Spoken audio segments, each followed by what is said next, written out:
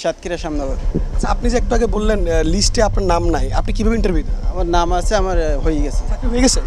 জি। আপনি আমাকে এই 30 সেকেন্ড আগে বললেন আপনার। না না না, ওরকম কিছু বলিনি। বাংলাদেশ বন গবেষণা ইনস্টিটিউট চট্টগ্রামত গত 25 সেপ্টেম্বর অস্থায়ী নিয়োগের ইন্টারভিউ। আর এই নিয়োগত অংশ লইয়ে বাংলাদেশের বিভিন্ন প্রান্ততুন অসংখ্য চাকরি প্রত্যাশী। চাকরির লাই ইন্টারভিউত অংশ লইলে বোধকে ঘটিসার ইন্টারভিউর আগে যারা চাকরি লেগু তারা যাচাই বাছাই করে তালিকা করা হয়। এর জানালি এত দূরত্বন আর এটা অবশ্যই চাকরির লাই নয়স্তেন। সাতক্ষীরা থেকে আসছি এই চট্টগ্রামে।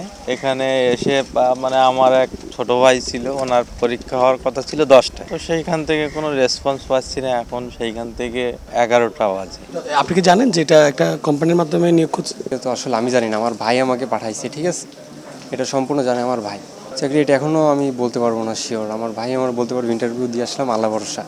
কোনো কোম্পানির মাধ্যমে আসে না, কন্ট্রাক্টরের মাধ্যমে আসে। কন্ট্রাক্টর আমার ভাই আর কি ঢাকা জব করে, তো ওরে বলছিলাম, ও ইয়ে করে দিছিল, সিভি জমা দিছিল লোকের মাধ্যমে। সরকারি নিয়ম অনুযায়ী তৃতীয় ও চতুর্থ শ্রেণীর কর্মচারীর লাই চাকরির নিয়োগ এখন দেওয়া হয় আউটসোর্সিং এর মাধ্যমে। 11 প্রতিষ্ঠানের মধ্যে এই আউটসোর্সিং এর মাধ্যমে এই নিয়োগের হাসফাই আল Arfat services private limited.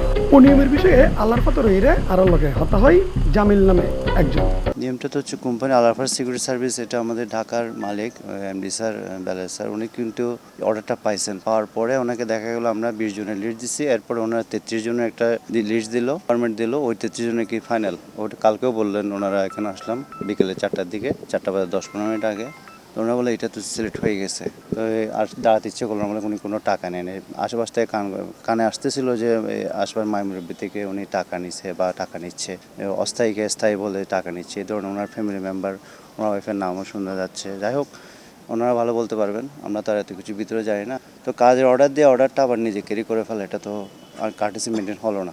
Interview শুরুর আগে কিছুটা হট্টগোলাই বাংলাদেশ বন গবেষণা ইনস্টিটিউটের সামনে। কিল্লাই এরিময়ে আর নিউক্লিয়ারে যে অনিয়মের হট্টগোলের এ বিষয়ে জানতেন চাইলি বাংলাদেশ বন গবেষণা ইনস্টিটিউট চট্টগ্রামের প্রশাসনিক কর্মকর্তা মাহবুবুর রহমান হয়।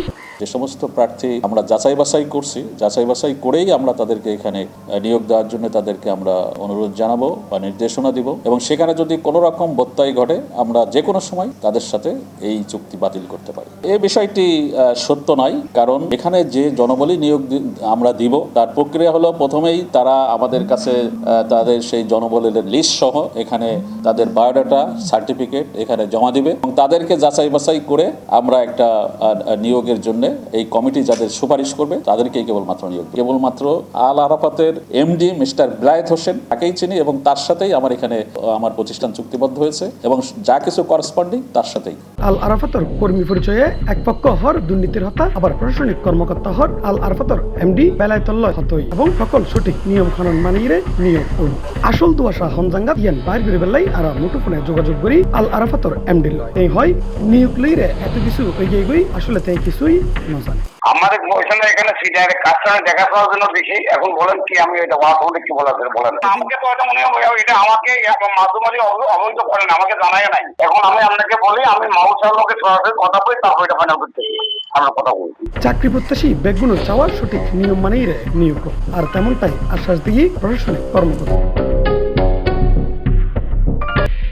ইফতেখার নোটিশন C+ চট্টগ্রাম।